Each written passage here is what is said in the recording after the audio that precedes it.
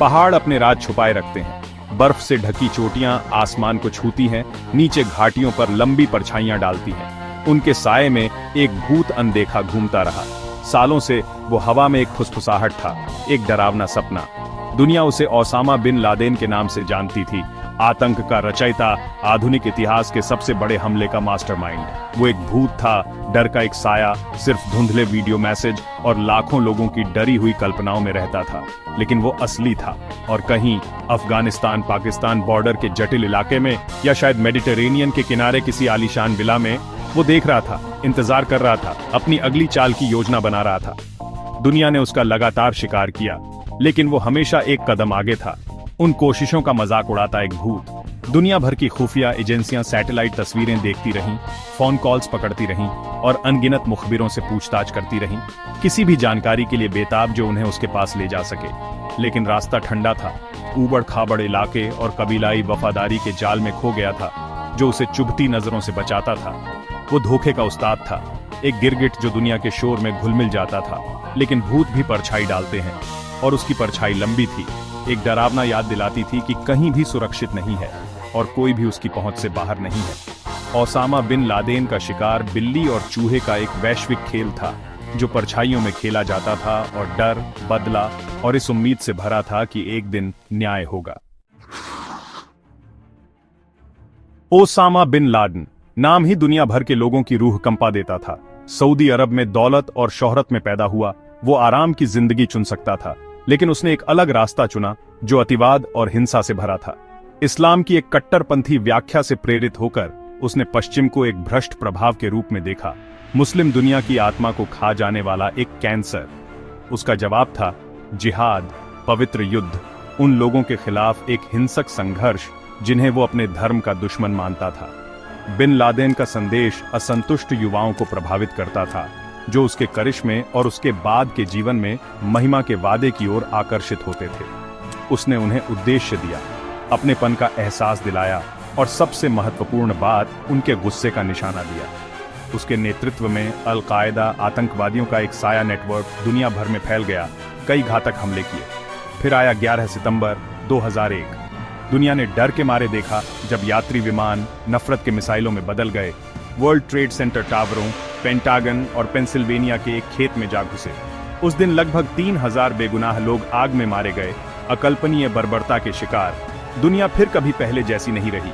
9/11 एक निर्णायक क्षण था, एक नए तरह के युद्ध की वास्तविकताओं के प्रति एक क्रूर जागृति, एक ऐसा युद्ध जो पारंपरिक युद्ध के मैदानों पर नहीं, बल्कि परछाइयों में एक ऐसे दुश्मन के खिलाफ लड़ा गया जो कोई वर्दी नहीं पहनता था और कोई नियम नहीं मानता था। ओसामा बिन लादेन की तलाश ग्राउंड जीरो के सुलगते हुए खंडहरों में शुरू हुई, हवा धूल, धुएं और मौत की बदबू से भरी हुई थी। ये एक ऐसी तलाश थी जो एक दशक तक चली, अरबों डॉलर खर्च हुए और मानव सहन शक्ति और सरलता की सीमाओं का परीक्षण किया। CIA, FBI, NSA और दुनिया भर की कई अन्य खुफिया एजेंसियों ने हमलों के पीछे के मास्टरमाइंड को ट्रैक करने के लिए अपने संसाधनों और विशेषज्ञता को एक साथ मिलाकर काम किया। ये समय के खिलाफ एक दौड़ थी, एक और 9/11 को रोकने के लिए एक उन्मत्त हाथापाई। उन्होंने हर सुराग का पालन किया, चाहे वह कितना भी कमजोर क्यों ना हो। हर फुसफुसाहट, हर अफवाह। उन्होंने पकड़े गए अल कायदा के गुर्गों से पूछताछ की, बिन लादेन के ठिकाने के किसी भी सुराग, किसी भी संकेत के लिए उनके कबूलनामे को खंगाला। उन्होंने फोन टैप किए, ईमेल इंटरसेप्ट किए और इंटरनेट ट्रैफिक पर नजर रखी। उस गोपनीयता के घूंघट को भेदने के लिए बेताब थे जिसने उनके शिकार को ढंक रखा था। डिजिटल युग ने उन्हें शक्तिशाली नए उपकरण दिए थे, लेकिन इसने उनके दुश्मन को छिपने के नए तरीके भी दिए थे। बिन लादेन मशीन में एक भूत था, उसकी हरकतें एन्क्रिप्शन की परतों से ढकी हुई थीं और इंटरनेट के विशाल डिजिटल ढेर में छिपी हुई थीं। खुफिया समुदाय अथक था, उनका पीछा दुख, क्रोध और अपराधियों को न्याय के कटघरे में लाने की गहरी जरूरत के एक शक्तिशाली कॉकटेल से प्रेरित था। वे जानते थे कि बिन लादेन को ढूंढना मृतकों को वापस नहीं लाएगा, लेकिन यह एक संदेश भेजेगा कि अमेरिका आतंक से नहीं डरेगा, कि जो उसे नुकसान पहुंचाना चाहते हैं उनका शिकार किया जाएगा और उनके अपराधों के लिए उन्हें जवाबदेह ठहराया जाएगा। सेक्शन 4, कुरियर का निशान। साल महीनों में बदल गए, महीने सालों में। निशान ठंडा पड़ गया, फिर गर्म हुआ, फिर ठंडा हो गया।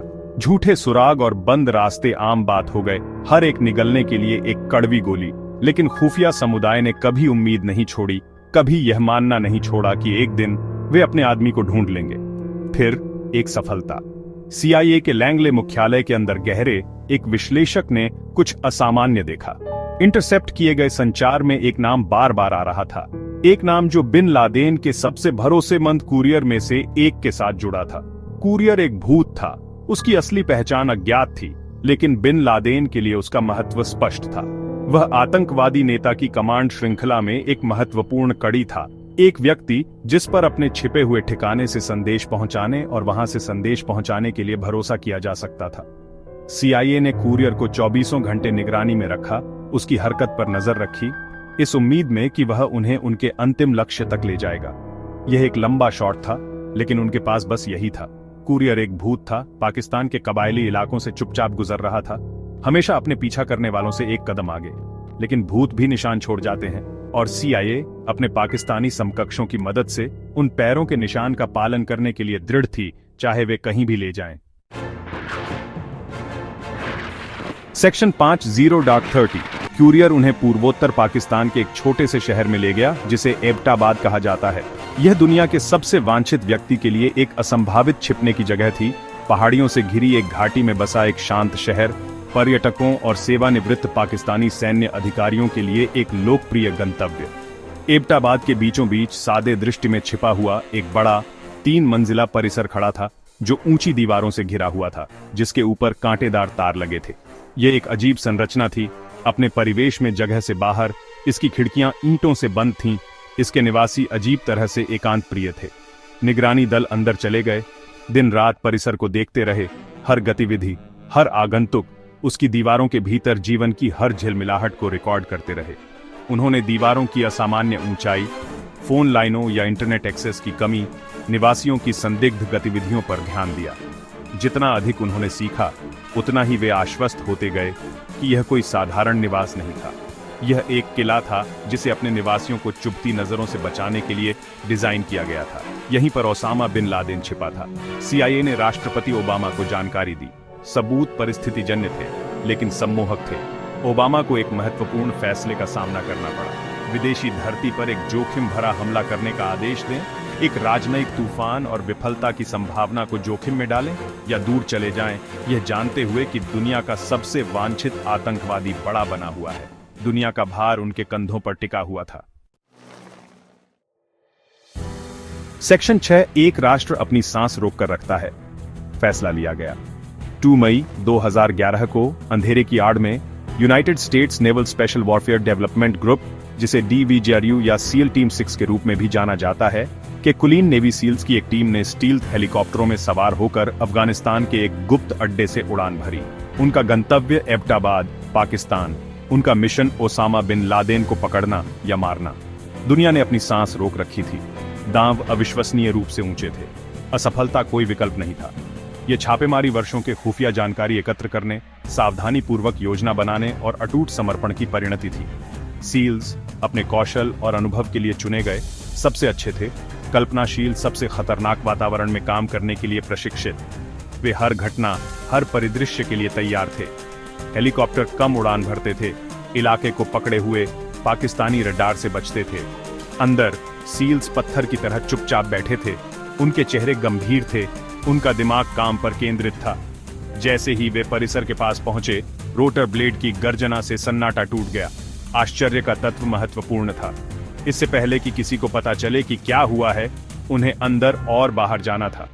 दुनिया का भाग्य अधर में लटका हुआ था।